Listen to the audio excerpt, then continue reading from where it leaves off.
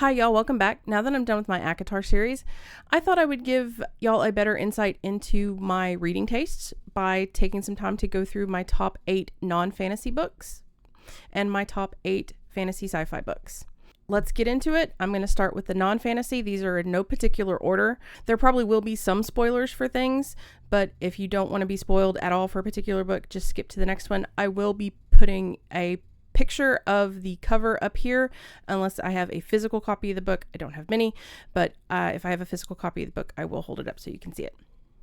So let's dive right into my favorite non-fantasy books. Again, these are in no particular order. So I'm going to start with Relic by Douglas Preston and Lincoln Child. So Relic is set in the New York Museum of Natural History, which is a fictional version of the real American Museum of Natural History in New York City. And there is a blockbuster exhibition opening, and a series of grisly murders seems to be happening in connection with the exhibition. A graduate student named Margot Green gets caught in the middle of things and has to solve the murders without getting killed herself. So this book is your typical paperback thriller. The characters really aren't all that deep. That is very typical of the thriller genre. The museum setting is done very well, and the monster and its origins were really unique at the time. This book also introduces the character of Agent Pendergast, who is the star of most of the rest of the series. There is a direct sequel to Relic called Reliquary that Pendergast is in. He's not really the main character of that, but after that he does take over as the main character. I'm not sure exactly how much the authors intended for that to happen, since he really wasn't in Relic that much. I think he just kind of took on a life of his own for the readers, especially after how he was portrayed in Reliquary. There was a movie made of this book in 1995, and it is terrible. If you've been avoiding the book because you saw the movie and it was awful, give it a try. It is exponentially better. I love the atmosphere of this book. I think the authors did a great job of capturing just how creepy a museum full of dead people can be, especially when you're the only one there. So if you like paperback thrillers, pick up Relic, let yourself meet Agent Pendergast. You'll enjoy the rest of the series. Next up, we have The Phantom Tollbooth by Norton Juster. This book is a children's book, and I guess it could be considered sci-fi fantasy, but I definitely consider it more of a children's book. I read it before I even knew what fantasy was as a genre as a kid. So this book is about Milo, who is very bored with his life, and he just doesn't know what to do with himself. And then one day a mysterious toll booth and a car show up in his living room, and he's whisked away to this strange land where words and numbers fight over who's more important and watchdogs actually tell time. It feels very Wonderland-esque in its whimsy and absurdity. It's a fun romp through a magical world that has just never gotten old for me. It also shows how thinking critically and knowing the context for something gives you a better understanding of the world around you. So it is a delightful book. Even if it is a children's book, it's a quick read. So I highly, highly recommend anybody that liked Alice in Wonderland picking up The Phantom Tollbooth. The third book on this list is also one that I happen to have a copy of, and it is Fried Green Tomatoes at the Whistle Stop Cafe by Fannie Flagg.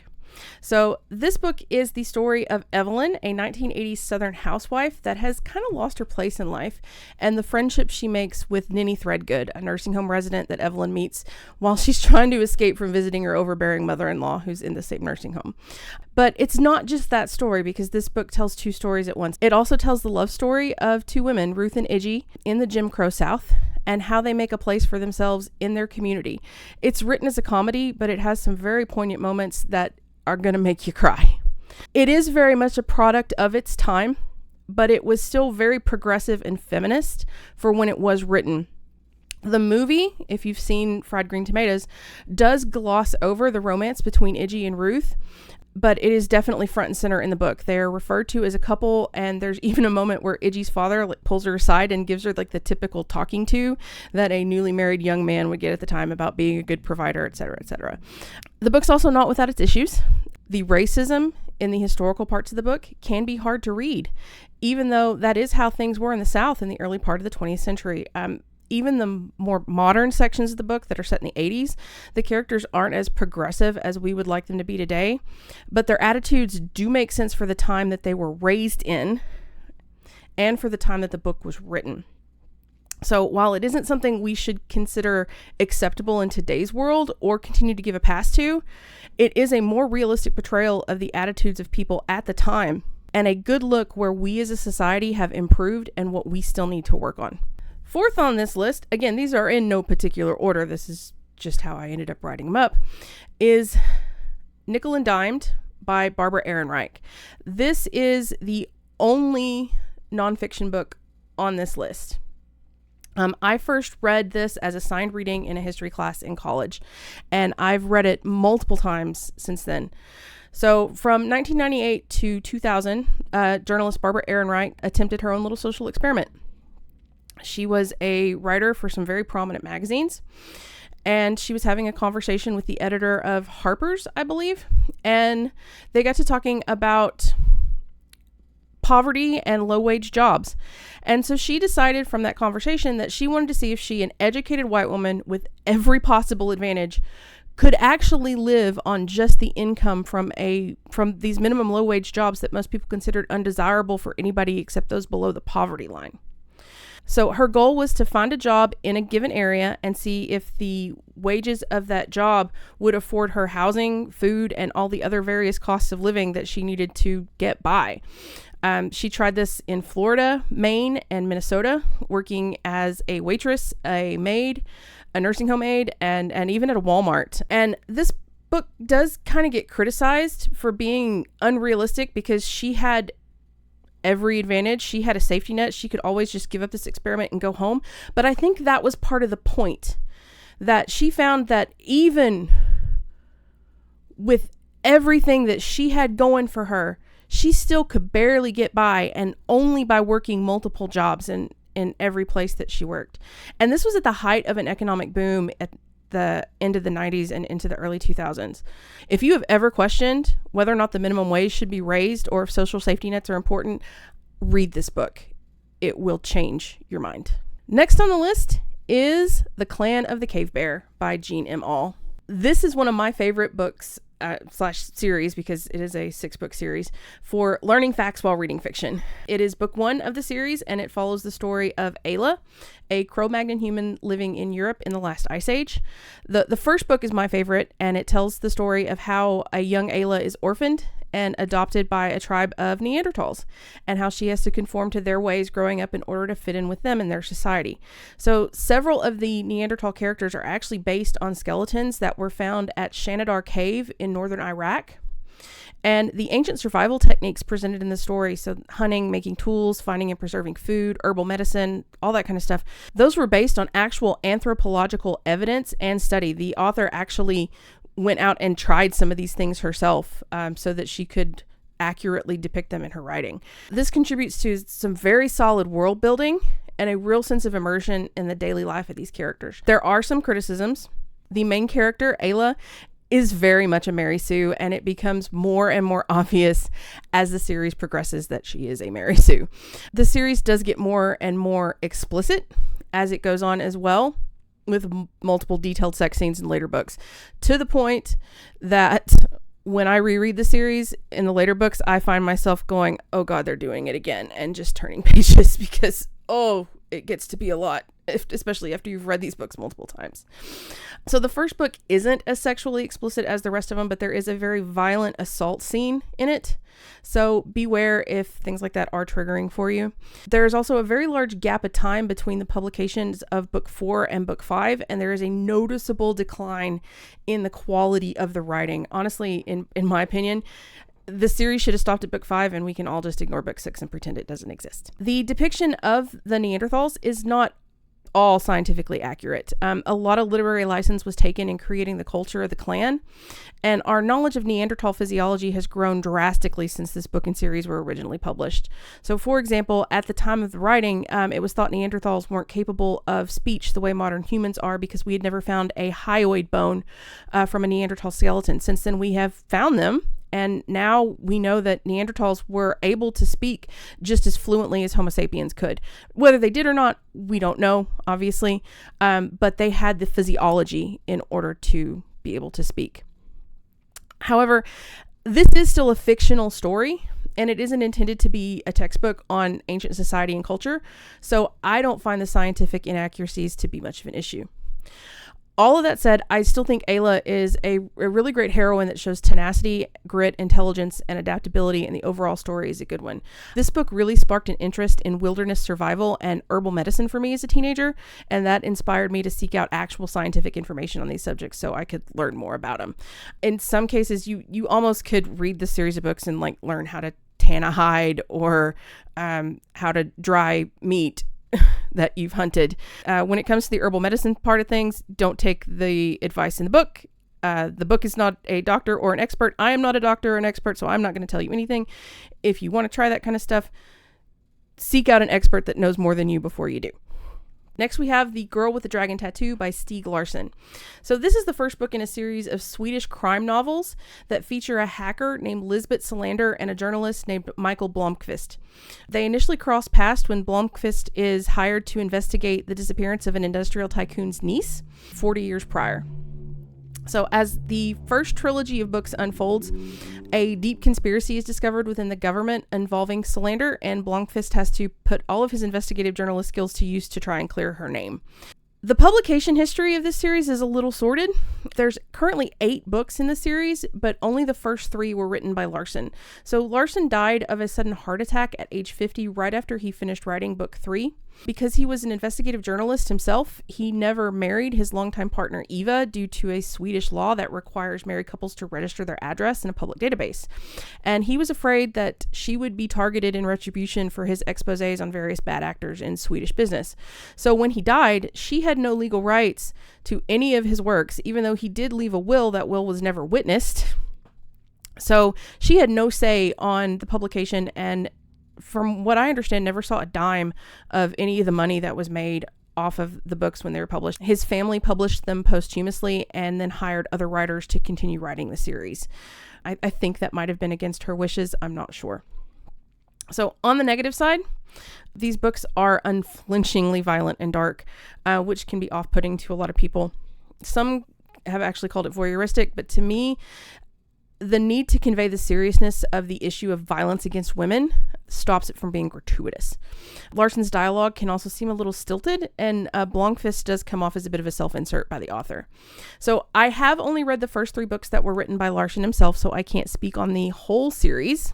But the 3 books that I have read have solid social commentary on the abuse of women and institutional misogyny. Lisbeth Salander is also a fascinating character. I don't think it's ever directly stated that she's on the autism spectrum, but that is certainly how she's portrayed, and in a way that's mostly positive. One of the major themes of the first trilogy is how even though she doesn't exactly fit in with most of society, she's still a functioning adult that can take care of herself, and she should have the right to exist as she sees fit.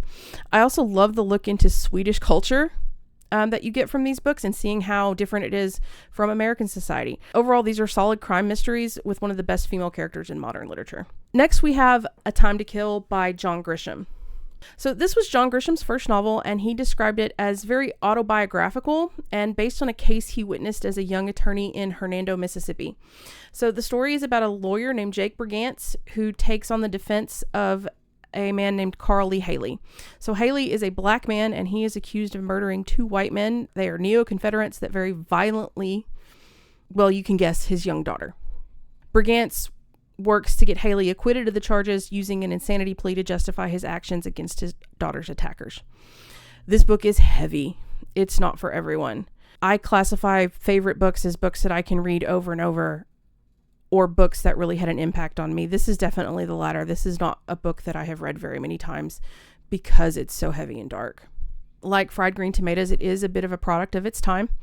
It's set in the Deep South in the 80s, and even for how rampant racism was at the time, the way it's portrayed in this book can seem excessive. It doesn't shy away from using racial slurs because they were used in the South, still are, unfortunately. Brigance can also come off as kind of a jerk, and it's often hard to root for a character that is unlikable like that. However, the courtroom scenes at the end where Jake gives his closing argument is one of the most powerful scenes I've ever read. Like I said, I haven't reread this one very often, but that scene has still stuck with me since I was a teenager when I first read it. It uses an appeal to empathy that truly hammers home the idea at the end of the day, we are all just people that want to protect the ones we love. It is a heavy book.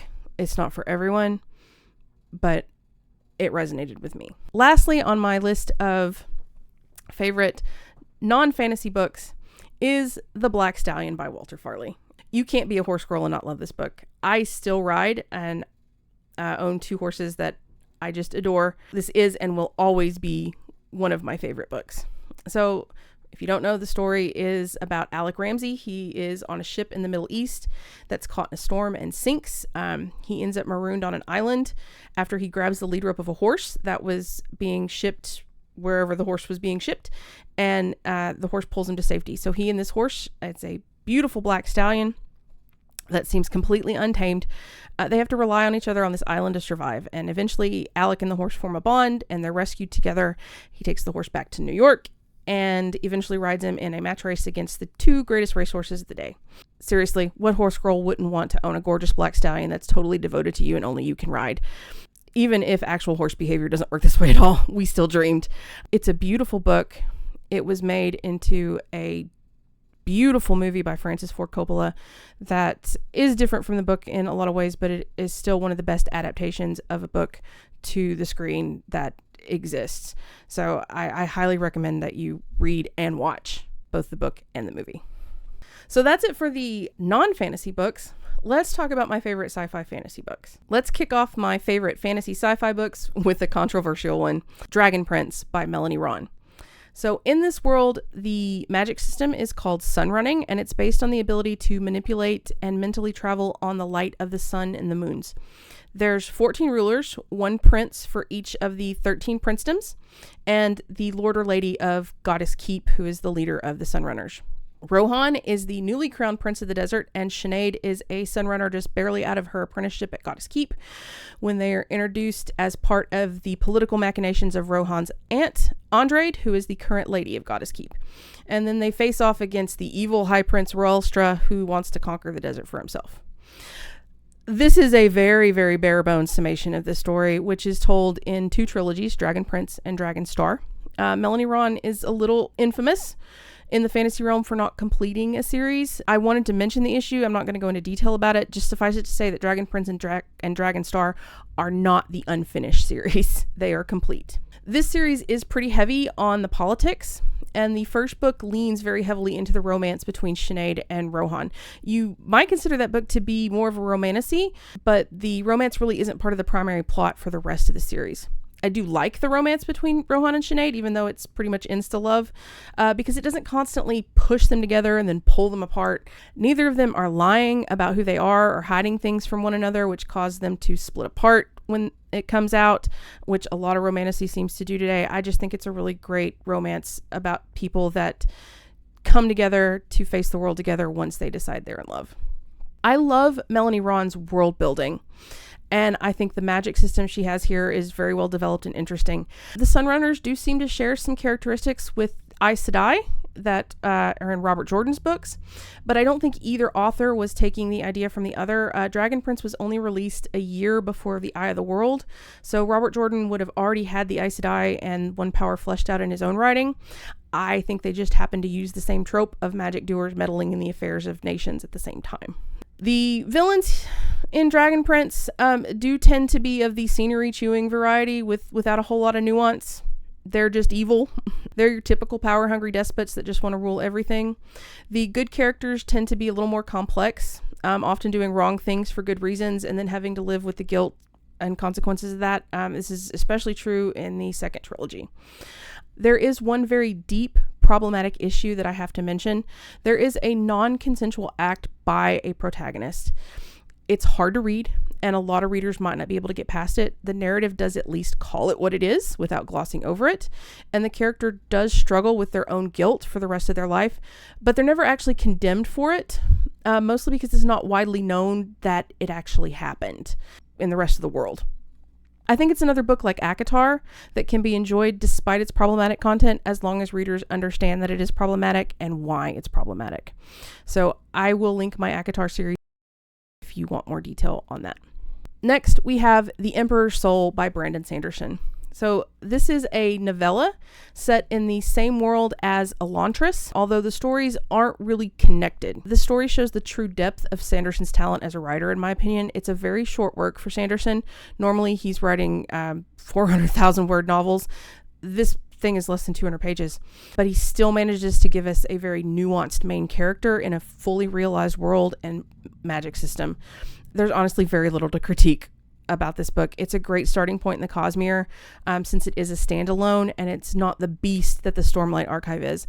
I kind of fell in love with the story the moment I read it, and I would love for Sanderson to write more about the characters in it. You might notice that I didn't give a synopsis about this one. The world building really is so deep and done so well in such a short time. I really can't explain the plot without spoiling the whole story. So do yourself a favor and go read The Emperor's Soul. It's, like I said, it's less than 200 pages. It's a quick read. It's absolutely wonderful. Next, we have a book that I read in December of 2024, so fairly recently, and that is Emily Wilde's Encyclopedia of Fairies by Heather Fawcett. This is another one that I fell in love with almost immediately. This book is absolutely delightful. It's written in first person, which normally kind of irritates me, but it's written as a series of journal entries that are written by the main character. The setting is an alternate universe Earth at the turn of the 20th century, where fairies are real, and there's a whole branch of scientific study devoted to them. The main character, Emily, is lovably clueless about her own emotions and motivations for things. I really dislike characters that lie to themselves, but Fawcett has managed to write one that is so truly unaware of her feelings until she's smacked in the face with them that she just can't lie to herself. And I just don't want to completely strangle her, which was a surprise. Romance side of the story does seem kind of like an afterthought, but if you take it into context with the way the author has chosen to write the story as a series of journal entries and who that character is, it does make sense. It wasn't as prevalent in the story as I wanted it to be, but that would have really been out of character for Emily Wilde had it been. This book is also completely non-smutty, but the author does not shy away from the fact that sex exists and people have it. She just doesn't depict it on screen. So if you're looking for a steamy, sexy romance, you're going to be disappointed with this book. But if you want a wonderful story with solid world building and great characters, you'll love it. It is very character driven and a little slow, but I loved it, surprisingly. Next on my list of favorites is The Black Griffin by Mercedes Lackey and Larry Dixon. This is the first book in one of the many trilogies set in Lackey's Valdemar universe. It's the earliest book in the series chronologically. It's set about 2,000 years before the events of the first published Valdemar book, which was Arrows of the Queen. It tells the story of a war and a magical cataclysm that eventually led to the founding of Valdemar 500 years after the war ended. It is one of the funniest books I've read.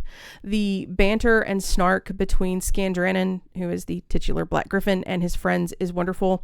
The found family in this book is so well done because it's a family of multiple species. Like, they're not even all human. You've got humans and griffins and these lizard people. It's just awesome. It also has Lackey's very typical progressive attitude toward identity and sex, which have always been just a hallmark of Valdemar. It does have a very different tone than the rest of the Valdemar series and is a little more adult, I think, because it focuses on adult characters rather than teenagers like most of the other books. I will say this is the only Valdemar book that my serious fantasy and sci-fi loving husband actually enjoyed. He tried to read a couple of the others and just couldn't get into him, but he really loved The Black Griffin. It does have some YA characteristics that I do think detract from the overall quality of the book as a whole. Like with Dragon Prince, there isn't a lot of gray in the morality of these characters, but that is also typical of fantasy of the time. If you think about it, The Black Griffin was published in 1993. The Wheel of Time was really one of the first mainstream fantasy series that introduced like these morally gray protagonists that were just struggling with doing the right thing. And that was only 3 books in at that point. So having that very black and white morality was pretty typical.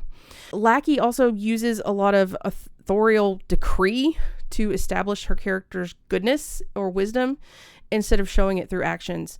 And she does tend to do this throughout her series. She also leaves unexplored the fact that Urtho, the mage that is the creator of the Griffins, he's definitely a good guy, because she tells us he is, but his decisions and his control of the Griffins is kind of tyrannical. She does leave that on the table. Otherwise, I think it's a great addition to the Valdemar series as a whole, and just gives some more background and depth to that world and universe. Next is The Martian by Andy Weir.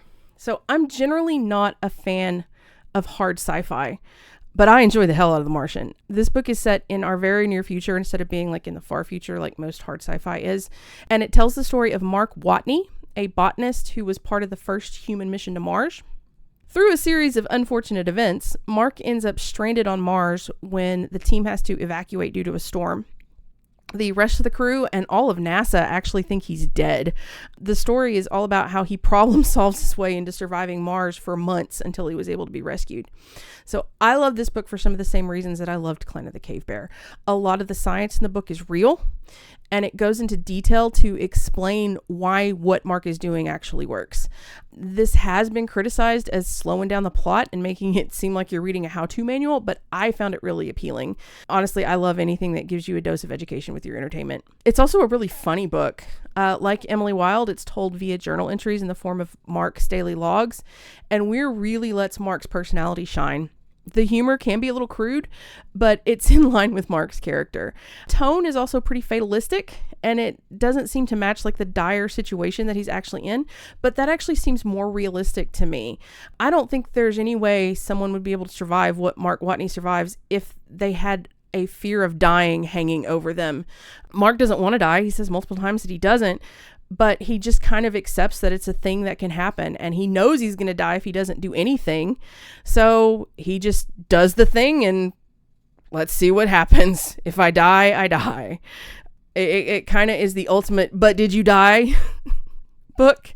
It's really good. The movie is just as good.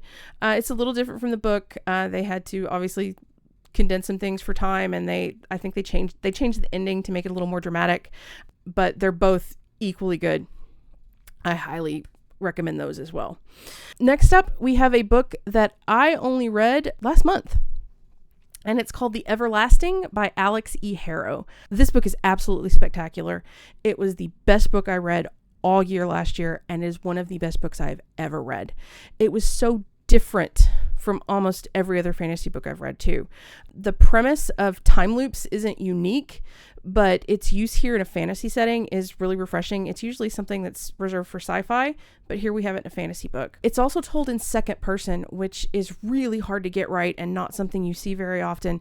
And it is just done to perfection here and fits the story perfectly. This book is also full of queer representation and challenges to Western heteronormative relationships, which in my opinion is always welcome. So the female main character, Una, is not at all your typical fantasy heroine. We don't meet her at the beginning of her story where she's young and idealistic. We meet her at the end when she's ready to give up. She's older, in her 30s, as opposed to being like 19, 20, like a lot of fantasy heroines are these days. And she's really world weary. She's a knight, and she has the title of Sir Una Everlasting. She's described as being extremely tall, towering over most men, and muscular, very similar to how Brianna of Tarth is described. And honestly, I will die on the hill that if The Everlasting is ever adapted to screen, Gwendolyn Christie should play Una, and Tom Hiddleston needs to play Owen. Come at me. I love that Una never once feels ashamed of her body or complains that she's not dainty and delicate or that she's too tall. She never tries to make herself smaller because the male love interest in the story is shorter and slighter than she is.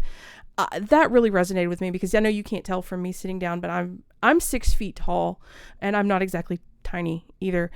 And I'm either looking most guys in the eye directly because I'm the same height that they am, or I'm taller than them. And to have a protagonist that I could see myself in,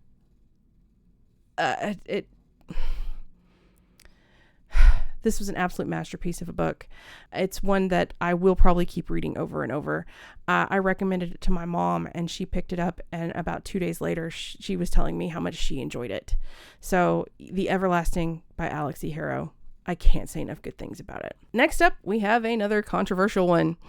Kushiel's Dart by Jacqueline Carey. So, I don't think I would be here talking about books at all without Kushiel's Dart.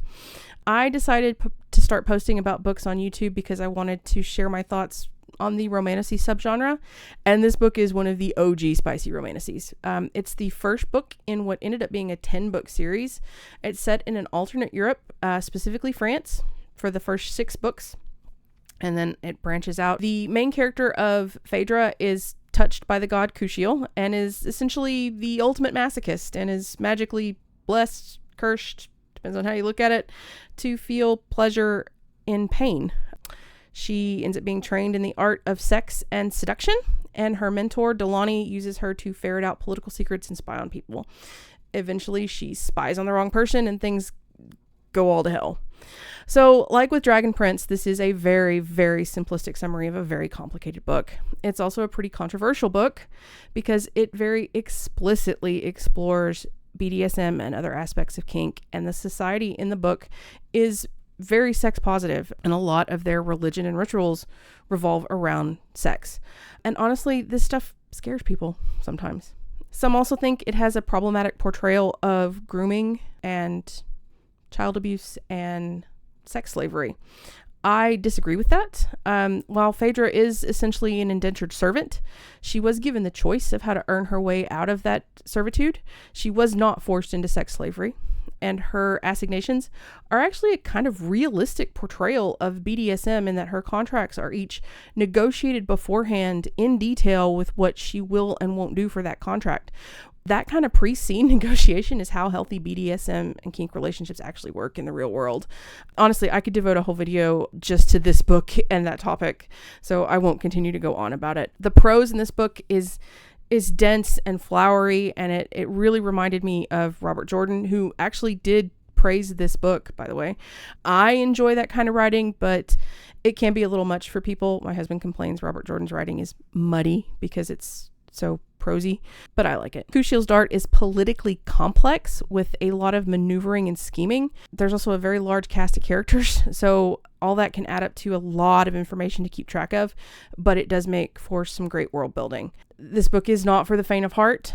It's got some heavy themes. It's got graphic sex and some graphic violence in it. Almost, I think, required reading if you're going to read romantasy, because it's one of the ones that started it all, really. So next up we have New Spring, and yes, I have an actual copy, but the dust jacket is gone. This is a fairly old copy. It's also signed by Harriet McDougall, who was Robert Jordan's author. I'm super proud of that. So a lot of Wheel of Time fans have complained that this book was a distraction from the main series, which was unfinished at the time that it was published, and there wasn't enough plot for this to be a full-fledged novel. But it was originally intended as part 1 of a prequel trilogy to the main series. Book 2 was supposed to focus on Tam al'Thor and his time in the army and finding Rand. And book 3 was going to be about how Moraine and Lan got to the Two Rivers. Unfortunately, Robert Jordan put off writing the other 2 books in favor of finishing the main series, but sadly passed away before either were completed. As much as I would love to read these other 2 books, I highly doubt they will ever be written, except maybe as fanfic. Sanderson said he will not write anything else Wheel of Time related, and I don't know who else they could get to finish it that would do it justice. And honestly, one of the only reasons Sanderson agreed to finish the Wheel of Time was Robert Jordan left copious notes about how he wanted the series to end. He was diagnosed with cardiac amyloidosis in December of 2005, announced it to the public in March of 2006, and then he died in September of 2007, I believe. He spent his last months fleshing out his notes so that somebody could finish the series. So Sanderson had all of that information to use to finish it. I don't think that exists for what would have been these other 2 prequel novels. So I don't think we're ever going to get them, unfortunately. So New Spring focuses on Moraine's early days as an Aes Sedai and how she met and bonded Lan as her warder. It's a deep dive into the characters of Moraine, Lan, and to a lesser extent Swan, and adds even more depth to the already fantastic world building that exists in the Wheel of Time as a whole. There isn't a lot of action until the very end of the story, so the pacing does feel slow, like it's a much longer book than it really is. I really enjoyed the more behind the scenes look at the White Tower that it gives, and learning more about the inner workings of the Aes Sedai in normal times instead of a time of crisis and schism. Honestly, with the Wheel of Time, I love the series as a whole. I'm actually in the middle of a reread, and I didn't want to spend a lot of time talking about it because there are so many other channels here on YouTube that have done deep dives. Go check out Daniel Green's if you want to see a really deep dive into the Wheel of Time. I just don't think I needed to spend a whole lot of time on it, so I thought I would just talk about New Spring, which is my favorite book in the series. That's all I have for my favorite non-fantasy and fantasy sci-fi books. I hope that gave you a better idea into what my taste in books are and what I like to read. And so feel free to leave me some comments and tell me what you like to read. Bye.